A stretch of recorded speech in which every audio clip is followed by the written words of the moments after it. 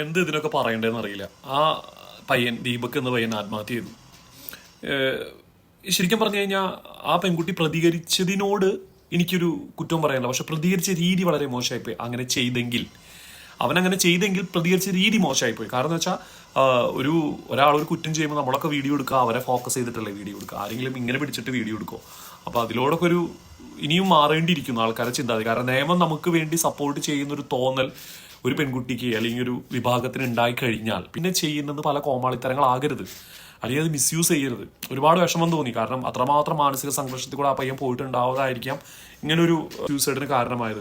പക്ഷെ ഇപ്പോഴത്തെ ഒരു അവസ്ഥയിൽ ഞാൻ ആരെയും കുറ്റപ്പെടുത്താനില്ല. പക്ഷെ ഇനിയുള്ള കുട്ടികളെങ്കിലും നിങ്ങൾക്ക് സ്പോട്ടിൽ പ്രതികരിക്കാനുള്ള ശേഷിയുണ്ട്.